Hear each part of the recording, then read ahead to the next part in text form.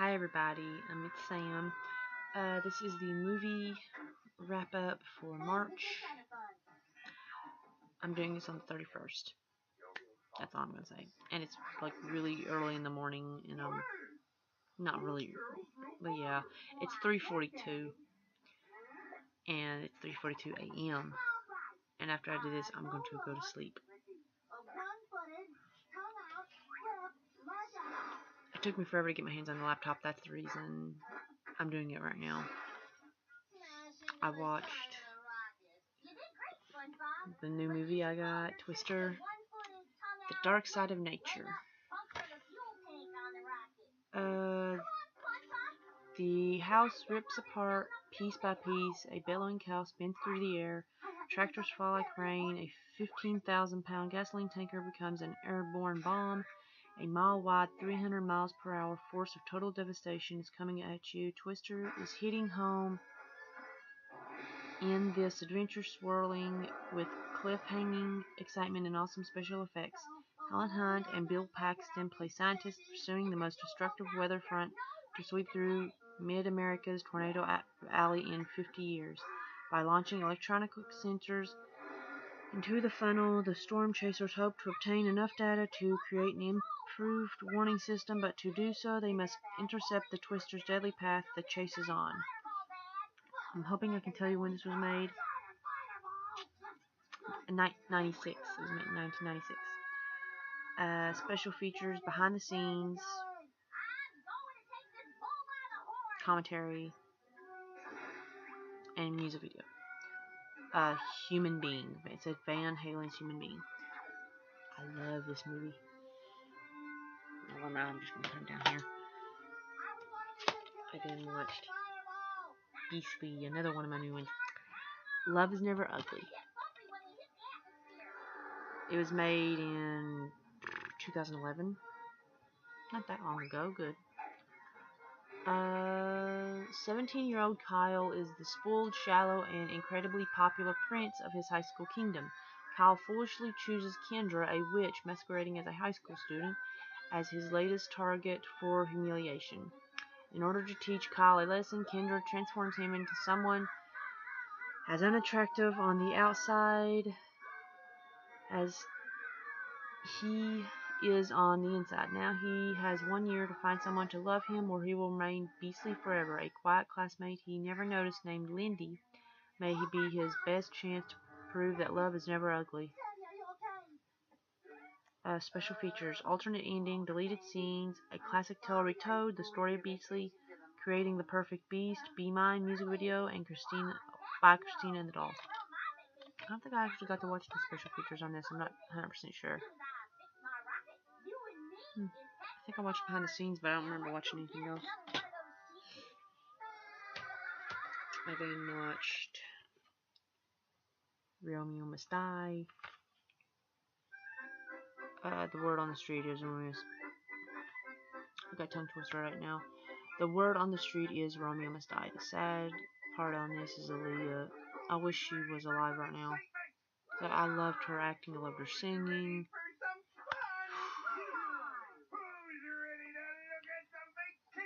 It was made in 2000. Wow, that long ago. That big shocker, 2000. Oof. Let's see. They've got the weapons, they've got the posses, and they got no chance against former Hong Kong cop Han Sing. Gravity warping, martial arts, cool visual effects, and an all-star music track combined in this revved-up action movie from the producer Joe Silver and starring Jet Li in his first English-language lead role. Lee plays rough and ready Han, who shares an attraction with Trish O'Day. Even though their families are rivals in a fierce Oakland turf battle, the two also share plenty of danger as they try to find the real cause of the blood feud. No gun, no posse, no problem with Jet Li going to war as only he can. Romeo Must Die is alive and kicking. I might be able to do this in one video, maybe not. Oh, special features. Filmographies. Oh, 3 music videos, 3 of them. Filmographies, 2 trailers, and that's it. I then watched,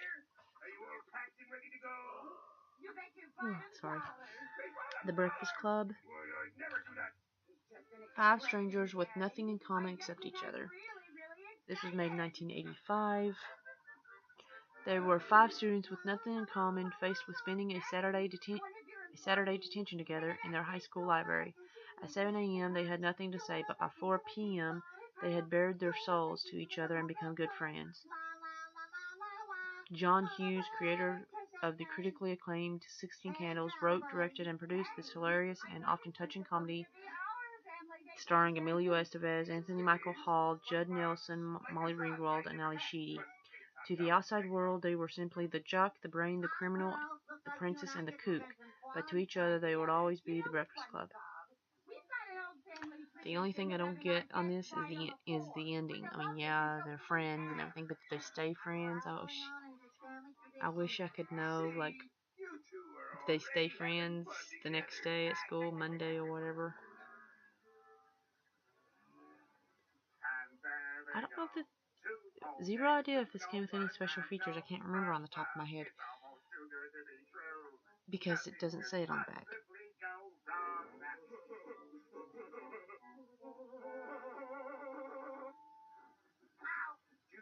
I'm thinking it did, but I don't have no idea. I'm thinking it did, though. This might have came with special features, but I don't know. Then I watched Return to Me. Nothing in front. It was made in 2000. Wow, that long ago with this one, too. Who knew that when he ordered the special, he'd get the dish of his life?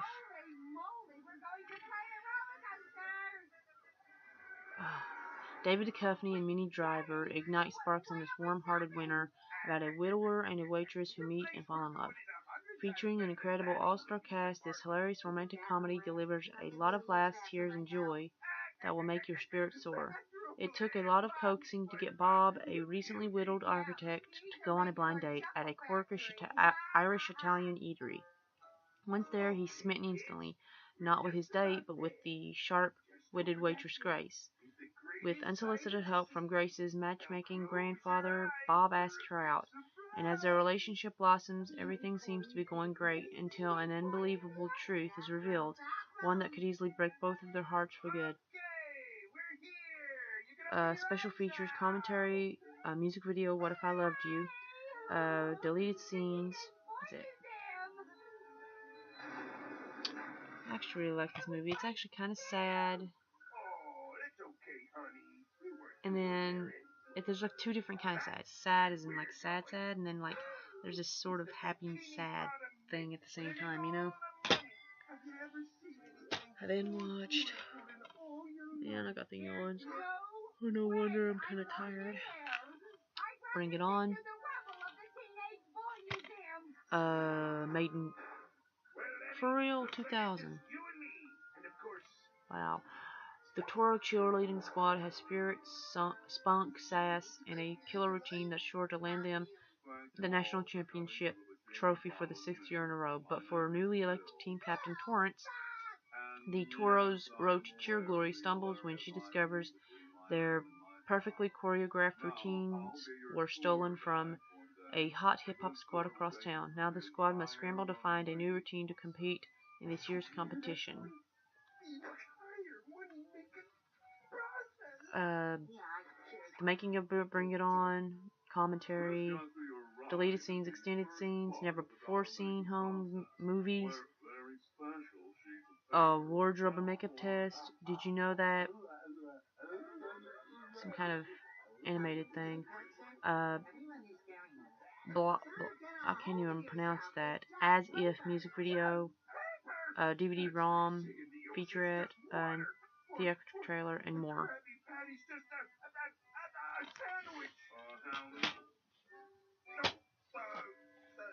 I then watched Sister Act. Doesn't say anything. This was made. I know this was made way back. Not way back, but way farther enough back. It will not tell me. That is shocking. I'm assuming maybe the 80s. 80s or 90s. Beats me. Because it will not tell me. Don't know when this was made. Relive all the fun, laughter, and irresistible music of Sister Act, the inspired comedy hit that packed pews everywhere. Whoopi Goldberg stars as a sassy, low-rent lounge singer forced to hide out from the mob in the last place anyone would ever look for her, a convent.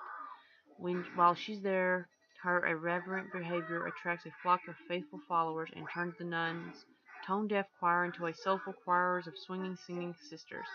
But when the group earns rave reviews, her sudden celebrity jeopardizes her hidden identity. Harvey Keitel and Kathy Najimy join a heavenly cast in this habit-forming comedy, bursting with 60s Motown hits. Featurettes, Inside Sister Act, music video, If My Sister's in Trouble, I Will Follow Him. Theatrical trailer, and that's it.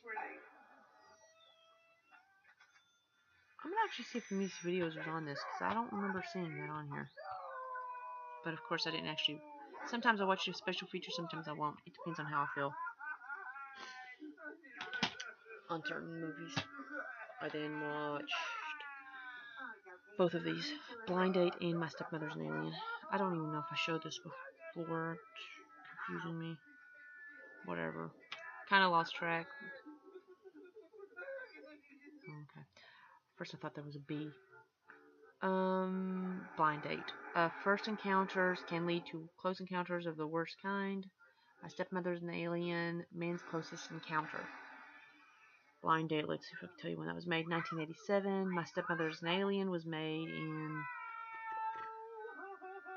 Please tell me I can tell you. 1988. Okay, Blind Date. The perfect blind date dissolves into disaster when Walter Davis is set up with gorgeous Nadia Gates in a sexy comedy caper. That one is basically...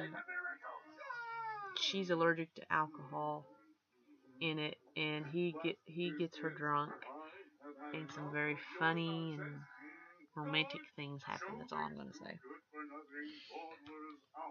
That's all I can pretty much remember of the movie. My Stepmother's an Alien. Sexy extraterrestrial Celeste marries astrophysicist Steve Mills as part of a plan to save her home planet from destruction. That pretty much sums it up. Except she actually does fall in love with him deeply. I cannot tell you if any one of these came with any special features. It won't tell me. And I can't remember off the top of my head if it did or not. I then watched Everyone Loves Mel, Two Brothers, A Prehistoric Mystery, One Unforgettable Summer. I like that turtle. It's cute. It was made in 1999. There's an ancient mystery lurking somewhere in the wilds of the Pacific Northwest, and soon it will bring a family closer together than they've ever been before. Roger and Travis are two brothers who tend to get into lots of trouble, and Roger was caught stealing. The boys' parents send them away to stay with Bill, their grandfather, and to straighten them out. While they're with Grandpa, however, they uncover an amazing secret. Mel. Mel is the legendary inhabitant of Swanson Lake, a turtle twice the size of the boys with a gentle heart, a funny face, and a love of pancakes. Mel's life isn't just goofy grins and flapjacks buffets, though. A corrupt businessman, Bailey Silverwood, plans to catch Mel and use him as the star attraction at the local theme park.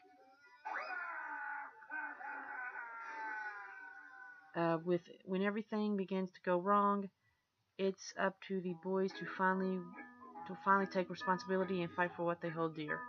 Bonus features, trailers, biographies, and it says film highlights, and that's it.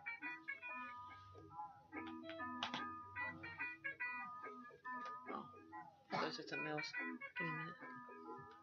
Give me a minute. I know I watched more than one of these.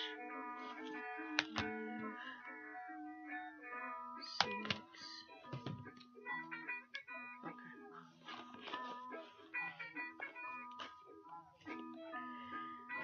I watched Haunted Histories Collection. This is volume 5. I know I already watched a lot of these.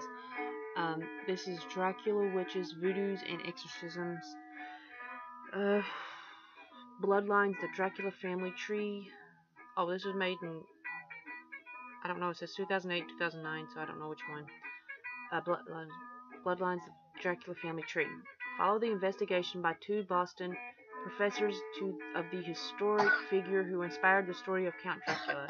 A search surrounded by mystifying events, misfortune, and tragedy 500 years after Prince Vlad Dracula's death. Oh, not Dracula, Dracula's death. Sorry. Exorcism, driving out the devil. Trace the history of and evolution of exorcism over the centuries with recreations of harrowing struggles to free possessed individuals from the devil's grasp and interviews with experts in the fields of theology, history, medicine, and the supernatural. Witch hunt. Period documents and discussion by historians reveal the factors: superstition, hardship, stress, mass hysteria, personal revenge that may have been responsible for the death of 20 people found guilty of witchcraft in Puritan New England.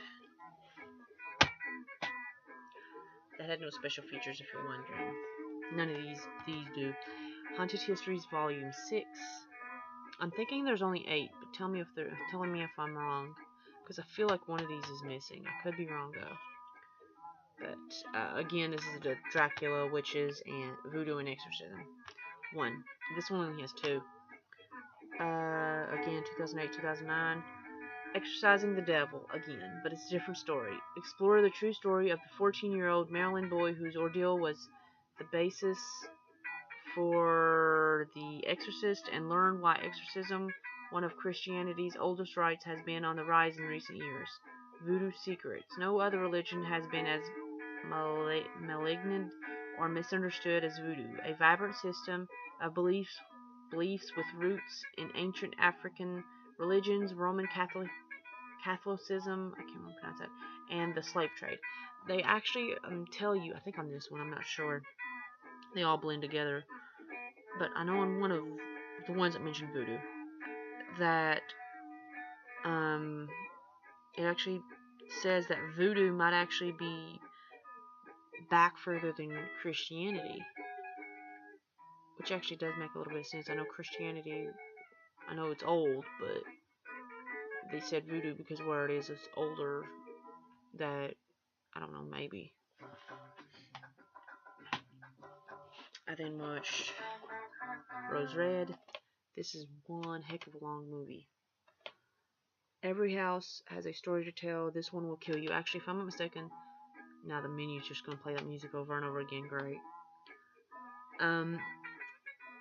But this was like a mini TV movie kind of thing, a show or whatever. This was made in, I hope I can tell you. I bet you I cannot tell you. It won't tell me. Great, it won't tell me. Let me see if I say it on the disc. Let me just take a quick look. Nope. I don't know when this was made. I can't remember. There is that one book that I want. I don't know if I can show you, but it says it's based on. You can't see it. It says The Diary of Ellen Rimbauer, My Life at Rose Red. I'm getting that book. I know it's probably not the truth or whatever, but I do want it. The Chilling Tale of Dr. Joyce Riordan, an obsessed psychology professor who commissions a team of psychics and a gifted 15-year-old autistic girl, Annie Wheaton, to literally wake up a supposedly dormant haunted mansion, Rose Red. Their efforts unleash married spirits and uncover horrifying secrets of the generations who have lived and died there. Special features: The Making of Rose Red, commentary, The Diary of Ellen Rimbauer, I don't know, it says storyboard comparisons, production design, artwork, trailer. That's it. I know that this thing has 36 chapters and it's on 2 discs. I do want to get that book though so badly. I don't know why. That was actually pretty. I love that movie. Then watched American Black Beauty. Okay, I thought that said something. It didn't. This was made in 2003.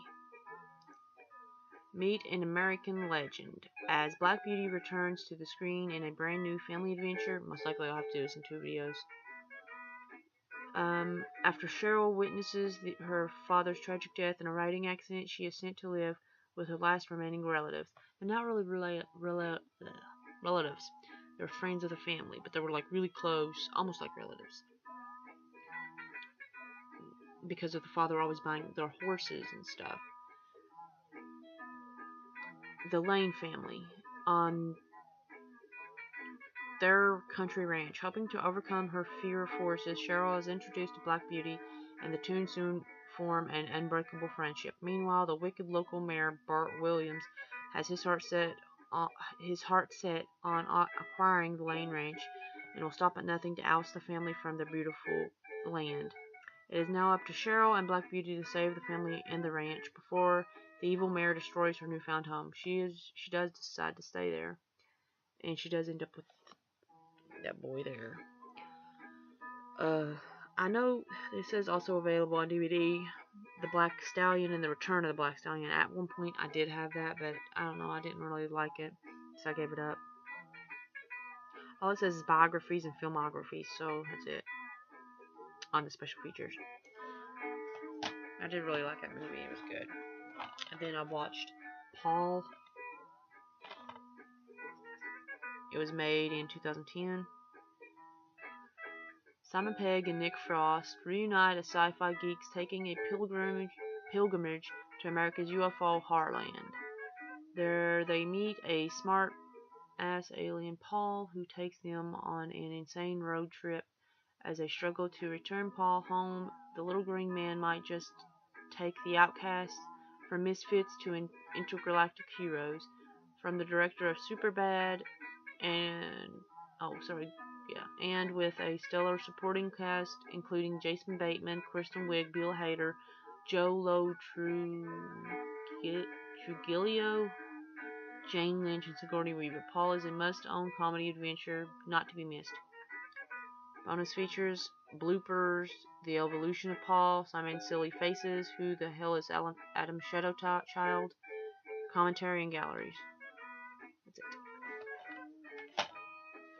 That is a very funny movie. Oh, this is another new one that I bought. Dracula Dead and Loving It. I love this movie. It's funny, and then plus I do like movies about vampires. Even if it is comedy. This was made 1995. Well, yeah, it does sort of make sense. Yeah, it was made 1995. Mel Brooks, the unhinged movie parodist, whose Blazing Saddles sent us westward, ho ho ho, and whose Young Frankenstein, electrified with mad scientist nuts and jolts, now stokes the Bram Stoker vein with the comedy Transfusion, Dracula Dead and Loving It.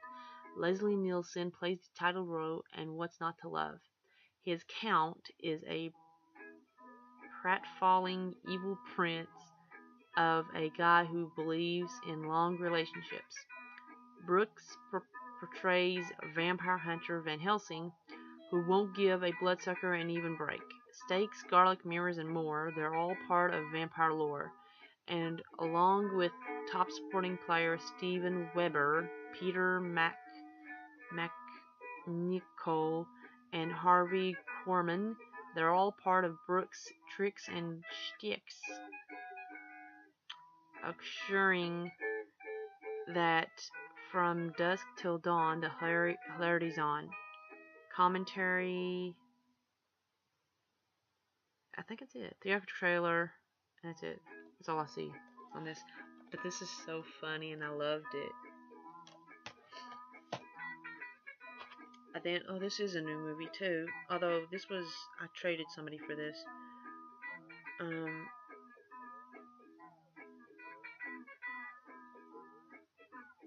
I traded, what was that movie? School of Rock. Jack Black, I think, movie. I think that's what it's titled. It's a Jack Black movie about him being a teacher at a school teaching rock music. Playtime is demonic. Sorry, demonic toys. This is the only reason I wanted to trade him so badly for this. It's a full moon. It's a full moon movie. That's the reason I wanted to trade him so bad. Plus, I already got part 1. Might as well have part 2. Playtime's over. I love this movie. This was like funny, and for some very odd reason, the creepiest doll, the demony doll looking one right there. For some very odd reason, it seems like he wasn't really the bad guy. Like he did kill people. Don't get me wrong, but he was like forced into it by the baby doll. He was like the head guy.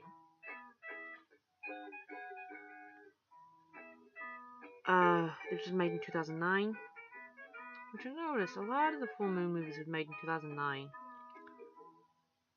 Dr. Lorca from Hideous is back and is continuing to collect strange oddities. Along with the help of Caitlin and her boyfriend David. I'll be honest, I don't understand why I said that. They weren't dating. Throughout the whole thing, they liked each other, but they never said, "Oh, I'm dating you." Up until the end, maybe. Along the way, because I think David is a nephew of, or something, or stepfather. I don't know whether it's nephew. I know he's kin to him. I think it's stepson of Lorca. I think. Anyways, along the way, they collect the mysterious pieces of the last demonic toys. The big demonic doll there. The one I showed you. And they continue their search at a mysterious castle in Italy. That's where they are the whole time. Whoever typed this out made no sense. Where they have been rumors of mysterious ancient puppet alive and walking around, which is under the control of a mysterious demon, who takes on the human form of a little woman named Lilith. Yeah, she gets possessed. Lilith, I mean. When not looking, the puppet brings the demonic toys back to life, and now blood, terror, and death count will rise again. Demonic Toys 1. I think the trailer. Yeah, I think. Yeah, there was Demonic Toys 1 trailer. Behind the scenes, Doll Man versus Demonic Toys. Behind the scenes. Trailer. Oh no, that's the behind the scenes of part 1. I think. I'm getting kind of confused how they had it typed out back here. Doll Man versus Demonic Toys behind the scenes. That I actually kind of do want to get that movie. Looks kind of silly though. Puppet Master 9 teaser trailer. Demonic Toys trailer. Skullheads trailer. Demonic Toys. Again. Why does it say 2? Doll Man versus Demonic Toys trailer. It says 2. Oh, I think they did mistype that. It was they had the trailer to this too on it. I do want Skullheads too. This is actually a really good movie. Then I think I might be able to show you like one or a couple more, I guess. Okay, I watched The Proposal. The only reason I wanted this so bad, I saw it on TV at one point. This was made in 2009. Sandra Bullock is at her funniest in the fresh, laugh-out-loud romantic comedy The Proposal. On the verge of being deported and losing the high-powered job she lives for, the controlling Margaret announces she's engaged to her unsuspecting put upon assistant Andrew. After proposing a few demands of his own, the mismatched couple heads to Alaska, where they have 4 short days to convince his quirky family and a very skeptical immigration agent that her charade is real, featuring a star-studded supporting cast including Mary Steenburgen, Craig T. Nelson, and the delightful, inappropriate Betty White. This madcapped comedy will have you saying yes to the proposal again and again. Commentary, and that's it. Special features wise. It says nudity. Yeah, there was not really that badly nudity. Sorry, I was reading the PG-13 thing. This is actually another new one. Black or White. I didn't actually. It took me forever to watch this. The reason is that at first I thought I wouldn't really like it, and I had to get in the mood for it. I actually really did enjoy this movie. The whole time she's living with her grandfather, the guy, Kevin Costner. For a minute, I forgot his name. She's living with him the whole time she's ever been grown up.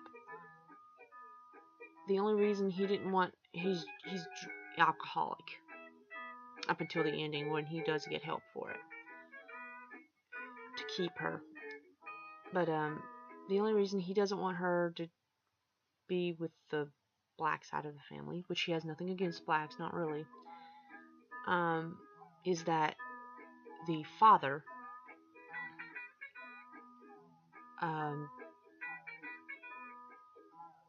is a drug addict, you could say, and he doesn't trust him or the family, I guess. And he does like the family, don't get me wrong. I think he's just afraid that, something will happen. But at the end, he kind of works things out with them. At the end, he leaves her with them so he can go get help. And his daughter was like 17, and he was in his 20s. Her son was in his 20s, I think, when the daughter died giving birth to her. She had a heart problem, died. Let's see. What? Oh, sorry. It says love has no color. You can't really see it. It's on the top over there. Huh? Okay, this is shocking. I didn't see. What is this? Oscar winners Kevin Costner and Octavia Spencer co-star in this touching comedy drama based on real events. I gotta look at the behind the scenes on this thing. I think this is one where I skipped it. When two grandparents, Elliot and Rowena, engage in a heated custody dispute over their beloved granddaughter, the ensuing legal battle forces them to confront their true feelings on race and forgiveness. Can people from two seemingly different worlds find common ground when nothing is as simple as black or white? Oh yeah, in the movie, he not only lost his daughter, he lost his wife too, later on. But he lost her too in a car wreck. So he's like drinking more, And it says it said Shades of Grey, the making of behind Black or White. Sorry. Making of this. I did mention when this was made, right? It was 2014 or 15. Oh, 2014. So this is a semi-new movie. I really did like this, though. Sad. Then we watched Con Air.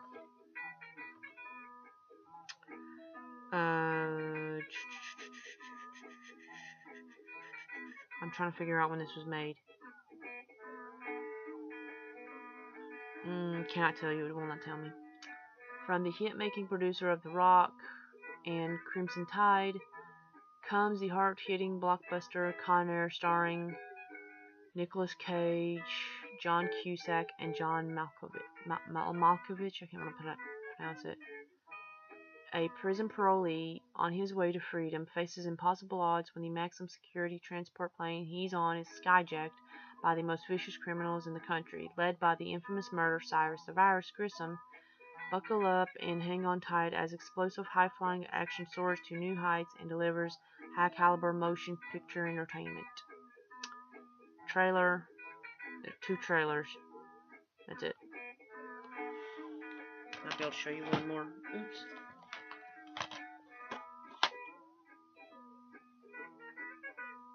I'm trying to decide here. Also this one. Quest for Fire. Watched that one. It was made. Well, it's saying 2003. Oh, no. Haha, I knew something was wrong. 1981. I guess is when this came out on DVD. Set 80,000 years ago, this accomplished cinematic spectacle follows the lives of four tribes of early man, each with their own customs and stages of development. As they all face perilous terrain, human rivals, and savage predators, one peaceful tribe searches for the element that will bring comfort and safety to all of mankind, fire. While celebrating human drama, this stunning film, shot in location in Scotland, Iceland, Canada, and Kenya, also offers fascinating insights into prehistoric man survival. The only reason I sped is because I want to talk about this. I really love the story behind this. You cannot understand one word that they're saying, but you understand like the motions and the things, understand some of it. The only thing I really liked about this movie is that the way the woman and that guy ends up falling in love and all that. I actually really liked it. It was touching. Commentary behind the scenes, I know that was on here, featurette, or here, I think. The trailer. And there's like a lot of commentaries, supposedly. But I really, really loved this movie. Okay, I'm gonna have to do a part 2 to this because, and I only had one more, not one more, but I had more, but one more DVD to show you on mine. I'll just do a part 2. I'm too afraid to show it. Bye.